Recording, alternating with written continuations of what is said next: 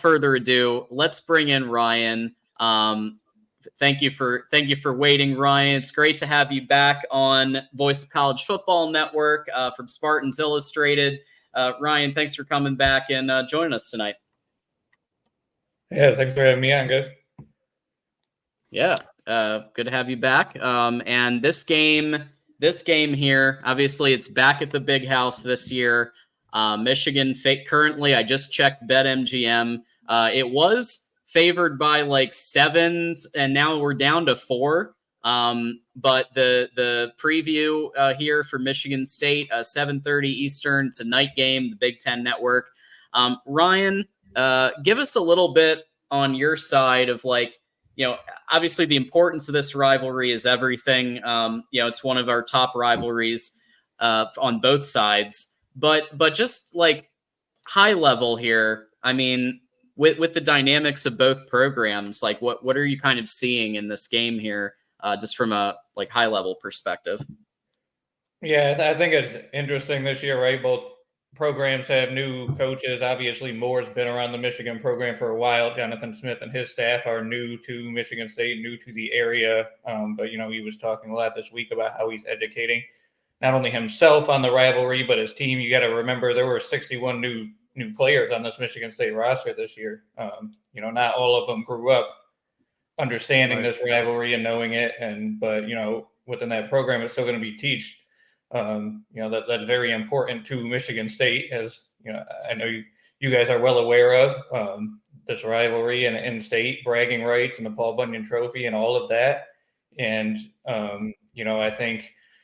I think the new coaching dynamic is something that's interesting to me because obviously this is also a very heated rivalry with the fan bases, and the history between it, even, the history between the schools going back to Michigan State even trying to become a university or entering the Big Ten. There's a lot of hate or, dislike for each other in that regard. Jonathan Smith's about as even keel of a guy as you're going to meet. Like the most down-to-earth college football coach that you'll see. He often doesn't get too animated, but I think this is something that's very important to him because even though he's coming over from Oregon State and he also played football at Oregon State, he's very aware of in-state rivalries, the Civil War with Oregon State. So, it'll be interesting to see, but I do think that they're going to take that kind of stuff very serious. And, both teams are kind of, sitting there at 4-3, and this is an important game for both teams for the rest of the season and the trajectory and bowl eligibility and anything else that comes after that. So, yeah, it's definitely an interesting matchup, and I think we're going to see it. I think what Michigan State players like to say is a 4-quarter fight, and I think both teams are going to be ready for that. Yeah, I mean, looking at Michigan State's schedule, I mean, this is almost not only is it a rivalry, right? It's almost a must-win because, you guys are staring at Indiana and Illinois the next 2 games after. As we know, those are tough. Those are very tough opponents, especially what Indiana's playing. For you guys to get bowl eligible, then, I would say Purdue looks good, but Rutgers has been another tough team this year. So, I'm sure I guess the question I have, Ryan, is, you've seen how Michigan has played this year. Do you think Michigan State sees a little blood in the water and some opportunity?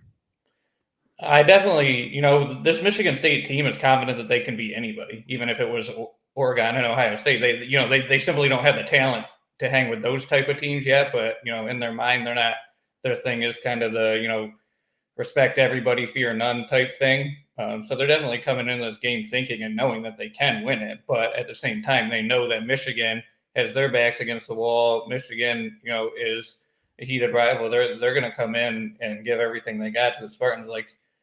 And like you said, Michigan is still favored in this game, and it's being played in the Big House. It's in a night environment. It's still going to be tough. I definitely think that Michigan State's coming in with some confidence, especially after a big win over a really solid, tough Iowa team that not a lot of people gave MSU a chance to win. And obviously what's going on with Michigan's quarterback situation, the offense in general, and the way that the Michigan State defense played against a similarly built Iowa team that wants to run the football. Outside of one long run by Caleb Johnson, they really bottled him up, and he came into that game second in the country, in rushing yards. I think defensive coordinator Joe Rossi's going to have a really good game plan, probably similar to what you saw against Iowa, but that front seven played really well, and they know that they can stop the run. So Michigan's probably going to have to make some plays in the passing game at some point, to win this game. And then the other thing that both teams have kind of struggled with this year are turnovers, right? So it's also going to come down to which team can actually hold on to the ball. Right. Yeah, and I would say impressive win against Iowa. And what was impressive about it is Iowa has traditionally had a very good defense under Phil Parker. And what we saw was more than 400 yards of total offense from Michigan State. And Aiden Childs, boy, Michigan wishes that we had a quarterback that was doing 22 for 30, 256 passing yards and a touchdown. What do you think that has gone into the improvement of the offense and Childs from last year to this year? I mean, we could say competent coaching can be one, but I'd love to hear just what's been happening as far as that improvement and what's kind of gone into it. Yeah, definitely. The coaching does have a lot to do with it, and Childs has big trust in that coaching staff. Obviously, came over from Oregon State with Smith, with offensive coordinator, quarterbacks coach Brian Lindgren. He trusts those guys to develop them. He knows.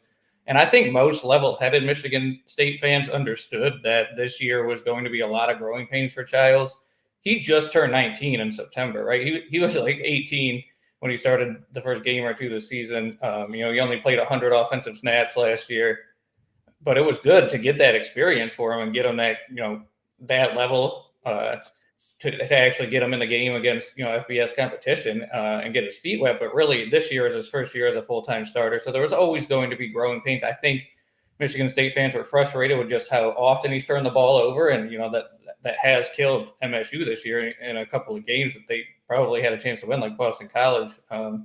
But at the same time, you see such flashes from him where he just makes great, incredible plays with his arms or his legs, and you just see that potential and that ceiling is so high. So I think that, what it is, it's just more experience, more game reps, the coaches adjusting, making him more comfortable. Like I said earlier, the team as a whole has over 60 new players on it. So I think the whole team's been gelling and getting better. I think that bye week was huge for MSU to have some extra prep time for Iowa and to get guys rested and more healthy. And, I think, like I said, with Childs, it's just a matter of one, holding on to the ball, and two, getting more game reps and experience for him, because, he really does have potential that's off the charts. And, he has a skill set and the talent, and it's really with him about reining it in and holding on to the ball and, ending drives in the end zone. That's another thing MSU has struggled with this year is, getting into the end zone when they're in the red zone. Some of the turnovers have happened there. Last week they kicked school record 6 field goals, but they scored touchdowns when it mattered. And like you said, they had, I think it was the most yards against Iowa since Wisconsin in 2019 of total offense. So yeah, you really saw last week what happens when it does come together. Childs still threw one pick last week. He threw another that was almost intercepted. So it's still, the decision-making and the processing and stuff that you want to see with him. But you can also just see him get more comfortable, more confident as the season goes on. And, there's still going to be more turnovers. There's still going to be more mistakes. But, there's also probably going to be more good reads, more good decisions, more big plays from him as he gets more comfortable in there. I mean, I guess let me ask you this. So obviously there's been some up and down play with Childs. I mean, do you feel like the fan base is still all in, or are they questioning a little bit? Yeah, like I said, I think, most Michigan State fans who actually paid attention knew that there were going to be these kind of issues with him early. I do think there was some frustration with the amount of turnovers, some of the missed throws early, things like that. And Childs himself is his own biggest critic. After that first Florida Atlantic game, he didn't have a great game. Michigan State won. He came out to the post-game press conference and said, he put it all on his shoulders, the offensive struggles, and, he sets himself to a high standard, and he takes full responsibility when he doesn't play up to that. And, and he gets upset and he wants to work toward getting better. So it's definitely like if you're a Michigan State fan this year, you have to take the good with the bad with him. You have to understand that, he's still very, very young. He has not played a ton of college football up until this point. He's getting obviously more and more experienced as the season goes on.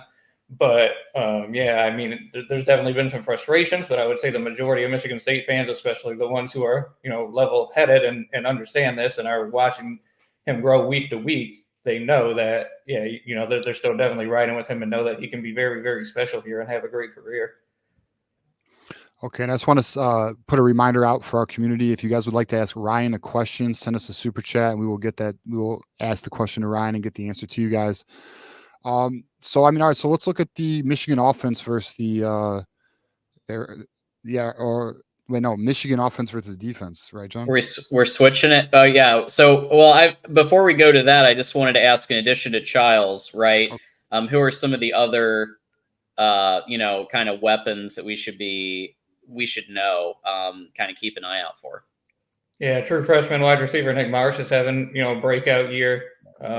He missed one game with injury and was a little banged up, but he had a huge game against Maryland in week 2. Won Big Ten Freshman of the Week. This past week against Iowa, he had 113 yards, something like that, 8 catches.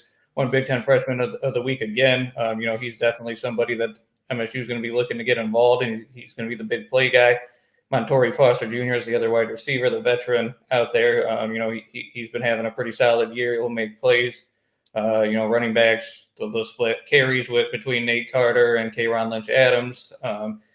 The offensive line and the running game have really struggled this year, but they looked really good against Iowa, who's a very physical team with usually a stout defensive front. And MSU just honestly out-physicaled them and bullied them, and they need to bring that kind of momentum in against another tough Michigan run defense. They had that kind of success, and Jack Velling at tight end's another one. Michael Masunas is a tight end who got hurt recently, so you see more Brennan Parachek in there. That MSU will run some 2, even 3 tight end sets.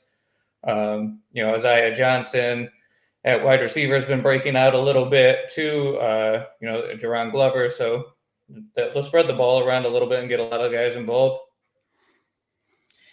Hey, we are big fans of the 2-3 tight end sets. Yeah, tough physical. And what I will say about MSU in this is we need to remember that Jonathan Smith, even last year, had at Oregon State, had a top 5 Pro Football Focus ranked O-line.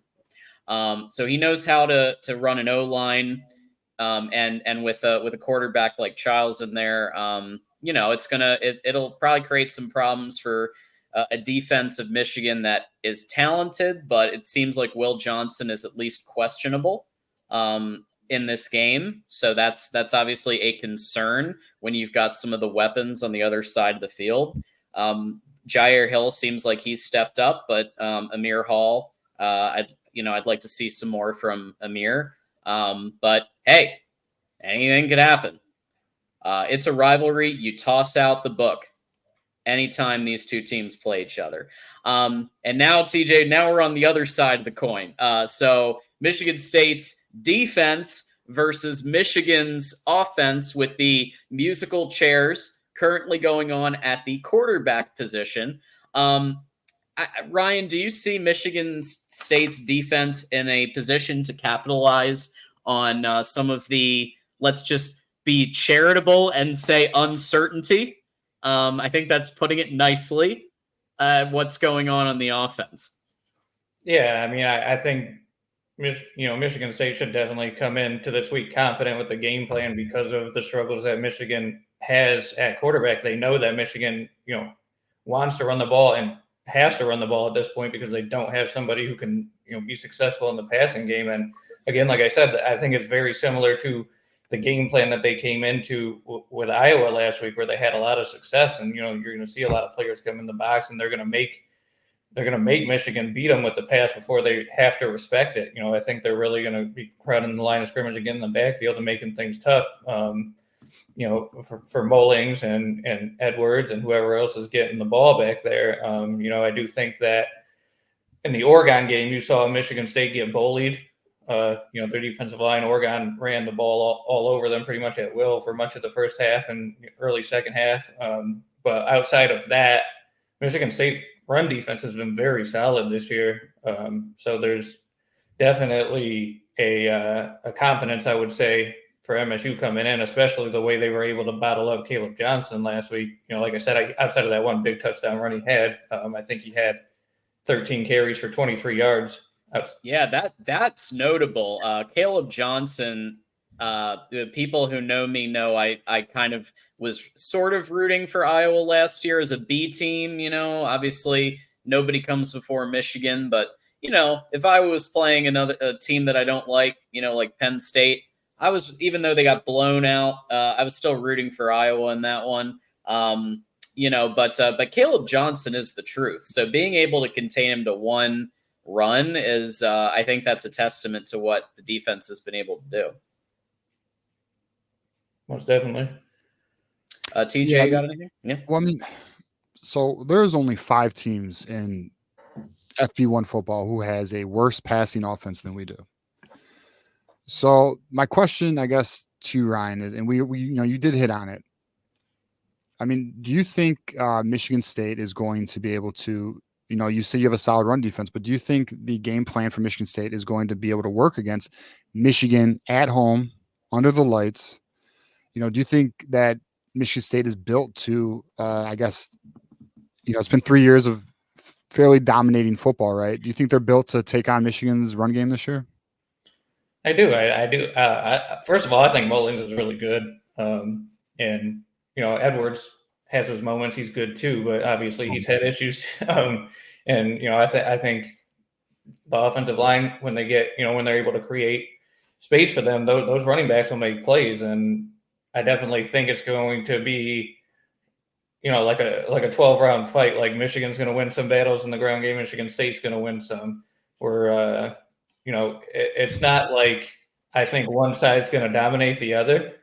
I do think that Michigan State is going to come in confident, like I said, and be able to stop the run and force Michigan to pass. Michigan State also is going to throw a lot of different guys into that defensive front. I think they played like 17 or 18 different guys in the front 7 last week against Iowa. So they have a lot of different bodies that they can rotate in and get reps and keep guys healthy and fresh. And I think that's also really going to help them.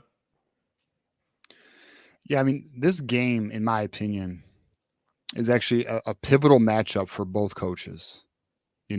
Jonathan Smith, this could be a statement game, a program-changing win potentially in terms of the direction of the in-state schools, right? And then you got Sharon Moore here, kind of struggling out in the waters right now. And if he cannot beat the rival, which we've had a firm control of doing, is that a program-defining loss? Because it might be, to be honest, looking at from a Michigan fan's perspective, you could really lose the fan base with this one. So, I think this game, and it being a night game. So let me ask you this, Ryan. What's your thoughts on this being a night game? Do you think it's good for the rivalry? Do you think it's going to make the game even more intense? What's your perspective on this?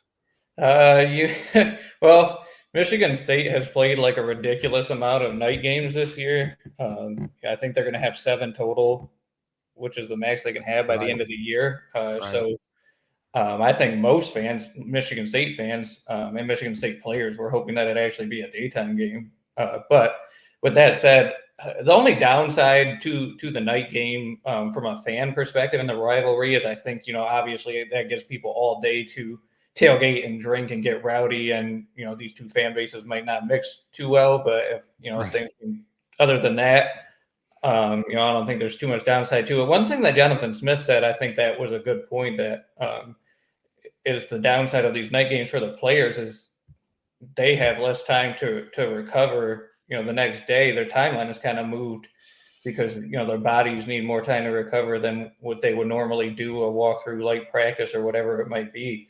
They need that extra time to recover. I think nighttime environment in the big house under the lights, 110, 112,000 people, it's going to be a tough environment. And, Michigan State is, like you said, are they built for it? I think we're going to learn a lot about this team and about, Jonathan Smith and his staff and what, can they get up for this game? Like I was saying earlier, it's Smith's first time in the rivalry.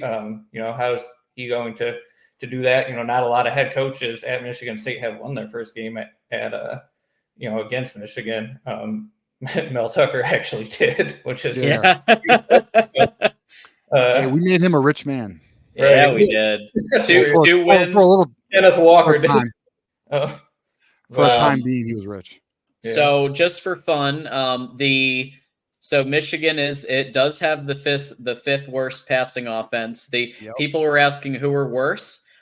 New Mexico State, Louisiana Monroe, Air Force, and Army, and Iowa is one spot ahead. We're worse than Iowa, dude. So MSU's defense has a shot here to make some statements. To shut down the passing game. All right, Yeah. John, don't give up on the run game. We're gonna smash. We're gonna bring it. Smash. Let's go. We'll Yeah, if they actually get their head out of their ass and run Kalel Mullings like they should, then I'm with you. Smash. I would say too, for Michigan fans, like you guys expected a step back, right? Losing all those players from the national championship team, losing Jim Harbaugh and all those coaches. I don't know if Michigan fans were expecting this big of a downgrade as it's been, but I think that people understood this team wasn't going to be like last year, but it's been so I don't know if you guys feel like it's way below par or how that works. But I had 10-2. I thought there was going to be losses because it was a tough schedule. Texas, Ohio State, Oregon, okay, I see 2 losses in there. That's fair. But with the talent on this team, I think that that you don't lose to a Washington team that did the same thing Michigan did. Coaching changes, even more talent changes than Michigan had. At least Michigan kept most of the decent chunk of the defense and Colston Loveland on offense, and Miles Hinton. Washington, it kept a couple of people tops and none of the NFL talent. What the hell? Yeah. And Illinois, same thing. You don't lose to a team like that. So I understand they were ranked, but these were games that were extremely winnable. So that's my thing. I think to answer your question, Ryan, for me, I expected a drop off, but this is disappointing even with that expectation built in. I'll let TJ take it from here. Yeah, the expectation was compete for a Big Ten title and at least make the 12-team playoff. That was the expectation. It was not win another national title. It would have been nice, right? But we just wanted to make the college football playoff, 12-team playoff. But from what we've seen from week 1, red flags. I mean, this coaching staff looks completely out of it. We don't trust them. The coaching decisions have been so poor. The player personnel, the rotation of players, the schemes that they're running, especially Wink Martindale, and then obviously the offense, and then obviously the lack of player development and quarterback. We knew these were issues in the offseason. The coaching staff did not identify it as a true issue. Now we're in a freaking hole. And the fan base, the way I can best describe it, Ryan, is we got cold water thrown in our face. We're like, what the fuck, dude? What is this?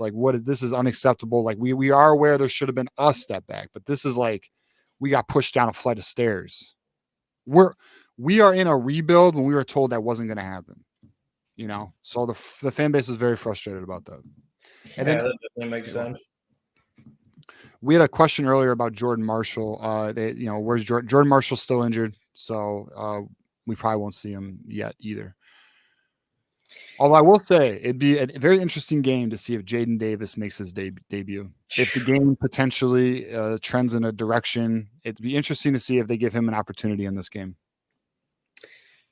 That would be one hell of a game to bring him in a big rivalry game at night like this. But hey, you got to see what you have at some point.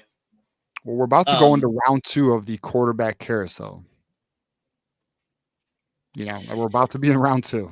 Yeah, we are. Our buddy GT, friend of the program, YouTube member, and throwing a 5 as I encourage everyone to do. If you want to ask Ryan a question or any of us a question, give a super chat. Ryan, how surprised are you with how much better your team is versus last year? I think it's a testament to how big of a deal good coaching is in college football. Yeah, good coaching. What's that? Can you let us know? Yeah, no, I agree with GT here. I think that, from the jump, there was never a question of like schematically how much more improved Michigan State was going to be in the Jonathan Smith era compared to the Mel Tucker era. Where that one was pretty much Mel Tucker's had one good season, and the rest of it, we're not even talking about all the off the field things. On the field was a mess. Illegal procedures, no use of motion, no creative play calling, defense that ranked dead last in the country in pass defense.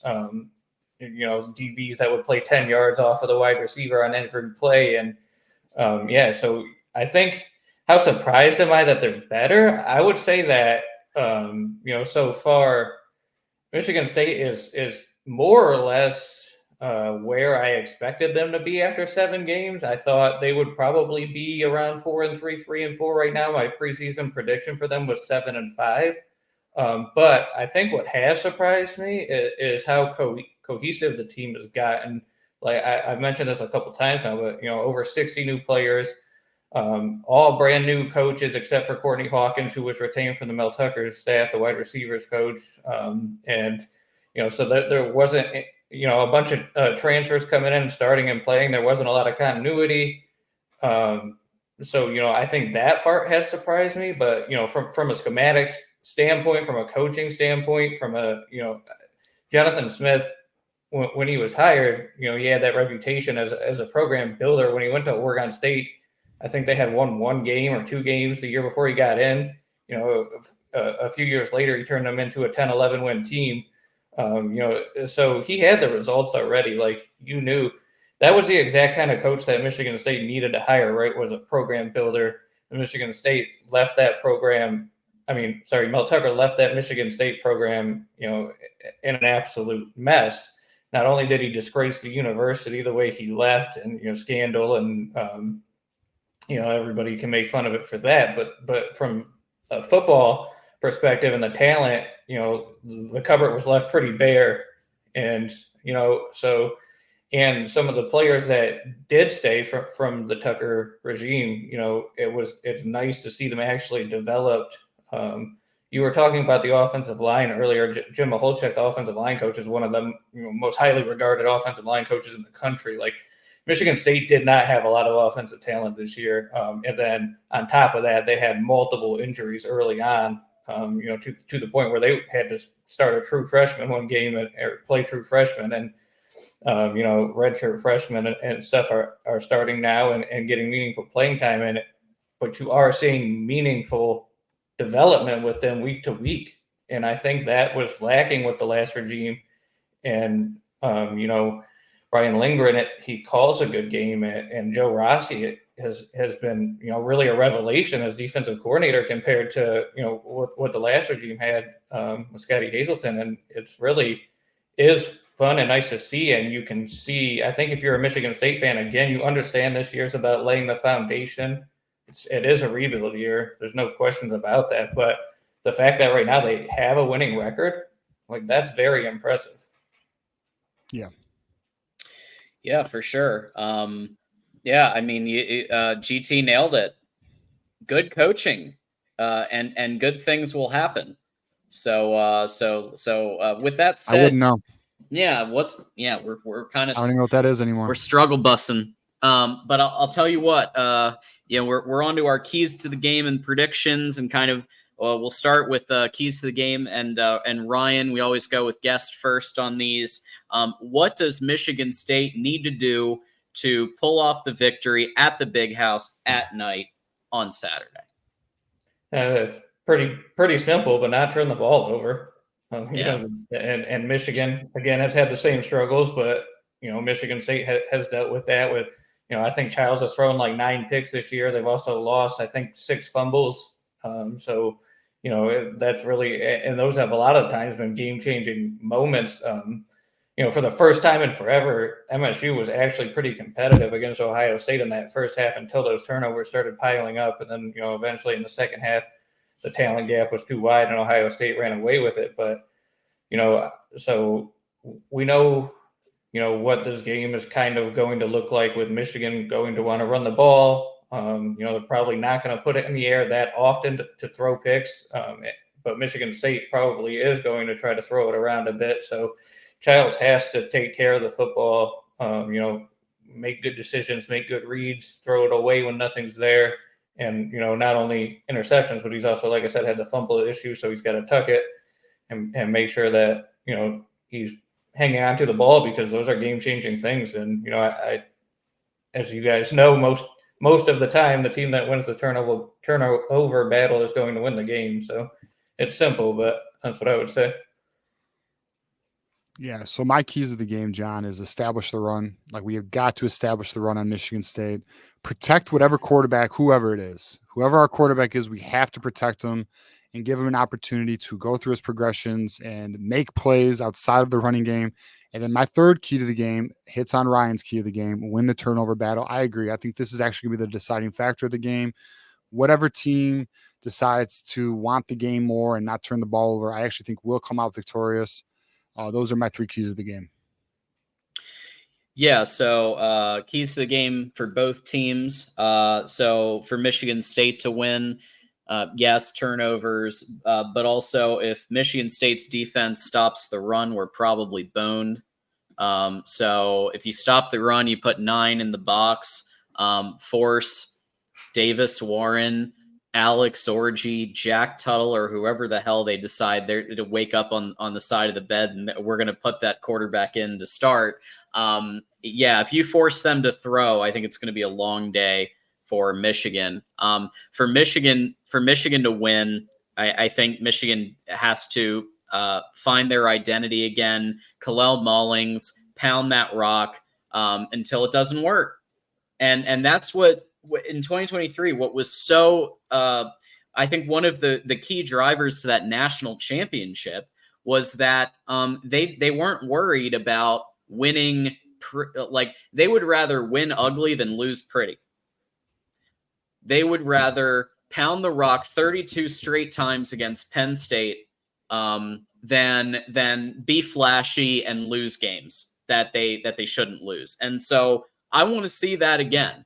Like, let's stop worrying about at least for this game. Can we stop worrying about what what recruits are going to see? Like the pass game, not like worrying about, hey, we're not passing enough to make the recruits happy. Like, bro, we could go 4-8. How about let's beat Michigan State and let's just go from there. How about that? So Kalel Mullings, Colston Loveland, they got to be utilized. O-line, absolutely. I do think the O-line has done better. That was like one of the few bright spots, in my opinion. At times, I saw them getting good push, and specifically the holes that were created for Kalel Mullings and Donovan Edwards. Kalel Mullings obviously is able to exploit holes a little bit more. But the O-line was one of the few bright spots. So I think for both of those teams, like you guys both said, turnovers, absolutely. Whoever wins that battle is probably going to win. But Michigan needs to establish the run, and Michigan State needs to stop Michigan's run. I think those are whoever wins that battle of wills is probably winning the ball game. And with that said, prediction time. So we always try to predict who's going to win and what the points are going to be. So we'll start with Ryan. What's your prediction? Michigan State, Michigan. Yeah, I do think this one's going to be a tight battle throughout, rivalry game, in the big house. I think that crowd, that energy is going to keep Michigan in it. And I think Michigan State will also be up to the challenge and be able to respond. I think, I can see this one being something like relatively low scoring, like 24-21, with Jonathan Kim winning it on a last-second field goal for Michigan State. Interesting score. So I think this will also be, I think because it's a night game, the kids are gonna be very amped up for this one. I think both teams know there's a lot on the line. I think the season trajectory really does hang on this game. So it's actually it's perfectly set. October night game. The alcohol is gonna be flowing in the stands. The atmosphere is gonna be lit. So I have the score 24-20, Michigan State. Yeah. Hate to say it, but yeah, I just don't trust our quarterback situation. Yeah, and even most of the Michigan fans in here are going MSU. Moose is bucking the trend. Moose is There we bucking go. the trend. He's repping the maize and blue. Let's go, Moose. 24-20 Michigan. I'm gonna say 17-14 Michigan State. If Michigan pulls it out, I will be so happy. Hey, remember that time that Michigan beat USC and everyone predicted USC was going to win and then Michigan won? Hey, if that happens again, happy days. Okay? I would love for Moose to be the one that turns out to be right here and Michigan pulls off this win. It'd be a fun post game. Oh, to beat Michigan State, you know, like it'd be a nice bright spot in a bit of a dark season so far. For sure. We'll see what the boys can do. And with that said, Ryan, again, friend of the network, always welcome when we're talking MSU and when we're talking ball at the Voice of College Football. Ryan, if you could just give people a final thought, and then where can they find you all over the internet? Yeah, final thought. I'm very interested to see how this game plays out. I do think that there's a real, kind of thought that this game is more important for Michigan at this juncture than it is for Michigan State, given, coming off the national championship and the expectations that you guys are talking about for this year, to, be fighting then for bowl eligibility if they lose this game. It's definitely something to monitor. I think for Michigan State, it'd be a huge win, huge program defining win, and to show what Michigan State can do under Jonathan Smith in the future trajectory. But I don't think that a loss, really does anything to bring down, his status of what he's building in the future either. But like you said, whoever wins this game, it's going to be a big win for that program. And I think it's going to be, like we said, a close one, a tough one throughout night game. I'm going to be there in the press box. It'll be a fun one to watch. And then, but yeah, you can, find all of our work at SpartansIllustrated.com or MichiganState.Rivals.com will also take you there, on the Rivals Network. You can follow us on Twitter at Spartans Rivals. You can follow me at Ryan O'Blunis. And yeah, we do a lot. We post a lot of content. So always something going on. And we are actually, I should mention this too. We're actually partnering with another Michigan outlet. I don't know if you guys know the Blue by 90 guys at all. Oh yeah, absolutely. Yeah. So we're actually doing. What's that? Yeah, friends of the program. A bunch of them been on here. So, we're actually doing a Rivals for a Cause thing with them, and we're raising money for the Children's Hospital. We're going to have live events at the Pretzel Bell. There's all kinds of online content going on, podcast stuff like that. So definitely, check that out on our website, on the Blue by 90 site, and stuff like that. Nice. That's such a good idea. Yeah, that's cool. And Blue by 90 is awesome. So always supporting of anything that they're doing as well. So Jackson has put all of the various links. Jackson is always coming in the clutch here. So he's got all of your links. He's got Spartans Illustrated. So please go ahead and give Ryan a follow. Give Spartans Illustrated a follow. Check out the site. Get some of that enemy intel before Saturday's rivalry matchup. Ryan, thanks so much for stopping by again. And we'll see you soon. Yeah, appreciate you guys having me. Thank you. Yeah, thanks for coming on, Ryan. Thanks, Ryan.